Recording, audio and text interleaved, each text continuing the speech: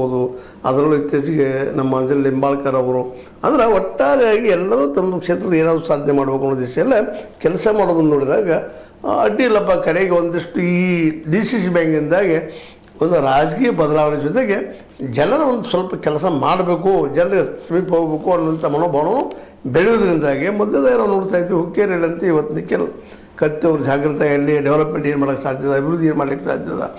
At least ಈಗ ಕಾಂಗ್ರೆಸ್ ಸರ್ಕಾರ ಇರೋದ್ರಿಂದ ಸ್ವತಂತ್ರವಾದ ಮೀಡಿಯಾಗೆ ಬೇಕಾಗಿರುವುದು ಸ್ವತಂತ್ರ ಧ್ವನಿ. ಆ ಸ್ವತಂತ್ರ ಧ್ವನಿ ಉಳಿಸಲು ನೀವು ಮಾಡಬೇಕಾದದ್ದು ಇಷ್ಟೇ. ಅದೇನಪ್ಪಾ ಅಂತಂತಂದ್ರೆ ನಿಮ್ಮ ಕೈಲಾದಷ್ಟು ಸಹಾಯ ಈ ಚಾನಲ್ಗೆ ಮಾಡಿ ಹಾಗೂ ನಿಮ್ಮ ಧ್ವನಿಯನ್ನು ಕಾಪಾಡಿಕೊಳ್ಳಿ. ನಮ್ಮ ಫಂಡ್ ಬಂದಿಲ್ಲ ಅನ್ನೋ ಕಾರಣ ಹೇಳೋ ಜೊತೆಗೆ ತಮ್ಮ ಕಡೆಯಿಂದ ಎಷ್ಟು ಸಾಧ್ಯದೋ ಅದು ಜನರಿಗೆ ಮುಟ್ಟುವಂಥ ಕೆಲಸ ಲೋಕಲ್ ಆಗಿ ಅನ್ನುವಂಥ ಕೆಲಸ ಮಾಡ್ತಾಯಿದ್ದಾರೆ. ಯಾಕಂದ್ರೆ ಈಗ ಕತ್ತಿಯವ್ರಿಗೂ ತಮ್ಮ ಕ್ಷೇತ್ರಕ್ಕೆ ಜಾರಿಗಳಿಗೆ ಹಸ್ತಕ್ಷೇಪ ಮಾಡಿದ್ರಿಂದಾಗಿ ಒಳಗೆ ಬರ್ತಾ ಇರೋದ್ರಿಂದಾಗಿ ಅವರು ತಮ್ಮ ಎದುರಾಳಿಯನ್ನು ಎದುರಿಸಲಿಕ್ಕೆ ತಮ್ಮದೇ ಅಂತ ಒಂದು ಪ್ಲ್ಯಾನ್ಸ್ ಮಾಡ್ತಾ ಇದ್ದಾರೆ ಅಂತ ಅನ್ನಿಸ್ತಾ ಇದೆ. ಅದೇ ಸಂದರ್ಭದಲ್ಲೇ ಇದೇ ಒಂದು ಇದರಲ್ಲೇ ತಮ್ಮಣ್ಣವ್ರಿಗೂ ನಮ್ಮ JK ಸೋದರಿಗೆ ಅಷ್ಟು ಸರಿಯಾಗಿಲ್ಲ ಅನ್ನೋದು ನಾವು ಈಗಾಗಲೇ ಸಾಕಷ್ಟು ಕೇಳಿದ್ದೀವಿ. ತಮ್ಮಣ್ಣವರು ಸಹಿತ ಒಂದಲ್ಲೇ ಏನಪ್ಪ ಕುಡ್ಚಿ ಮತಕ್ಷೇತ್ರಕ್ಕೆ ನೀರಾವರಿ ಯೋಜನೆಯನ್ನು ಮಾಡ್ತಾ ಅಲ್ಲಿ ಜನರ ವಿಶ್ವಾಸವನ್ನು ಗಳಿಸಿಕೊಳ್ಳುವ ದಿಶೆಯಲ್ಲೇ ದೊಡ್ಡ ಪ್ರಯತ್ನವನ್ನು ಮಾಡ್ತಾ ಇದ್ದಾರೆ ಅವರು.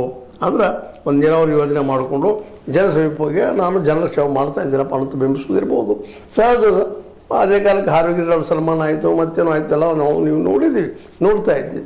ಈ ದಿಶೆಯಲ್ಲಿ ಒಂದು ಕಡೆ ನಡೆದಿದ್ದಾರೆ. ಮತ್ತೊಂದು ಕಡೆ ನಮ್ಮ ಲಕ್ಷ್ಮೀ ಹೆಬ್ಬಾಳ್ಕರ್ ಅವರು ವಿಶೇಷವಾಗಿ ಯುವಕರಿಗೆ ಸೈನ್ಯದಲ್ಲಿ ಸೇರಬೇಕು ಮಾಡಬೇಕು ಅನ್ನೋಂಥ ಹೊರಟಲ್ಲೇ ಯುವಕರನ್ನು ಸಮಾಜವನ್ನು ಹಿಡ್ಕೊಳ್ಳೋ ದಿಶೆಯಲ್ಲಿ ಪ್ರಯತ್ನಗಳು ಇವೆಲ್ಲ ಅವ್ರದ್ದು ಲಕ್ಷ್ಮೀ ತಾಯಿ ಫೌಂಡೇಶನ್ ಮೂಲಕ ಟ್ರೈನಿಂಗ್ ಕೊಡುವಂಥ ಕೆಲಸ ಮಾಡೋದು, ಅವರಿಗೆ ಎನ್ಕರೇಜ್ ಮಾಡುವಂಥ ಕೆಲಸವನ್ನು ಅವ್ರು ಮಾಡ್ತಾ ಇದ್ದಾರೆ. ಅಂದ್ರೆ ಒಟ್ಟಿನಲ್ಲಿ ಇಡೀ ಕ್ಷೇತ್ರ ಜಾಗೃತ ಅವಸ್ಥೆಗಳು ಬರ್ತಾ ಇದೆ ಅಂತ. ಯಾರೂ ಮೊದಲಿನ ಮುಂಚೆ ಆಯ್ತಪ್ಪ ನಾವು ಆರಿಸಿ ಬರ್ತೀವಿ ಬಿಡೋ ಅನ್ನೋಂಥ ಸ್ಥಿತಿ ಈಗಿಲ್ಲ ಅನ್ನೋದು ಪ್ರತಿಯೊಬ್ಬರಿಗೆ ಮೂಡ್ತಾ ಇದೆ. ಜೊತೆಗೆ ಜನರ ಸಮೀಪ ಹೋಗೋದ್ರಿಂದಾಗೆ ಈ ಒಂದು ಪೊಲಿಟಿಕಲಿ ನಾವು ಹೇಳುವಂಥದ್ದು ಒಂದು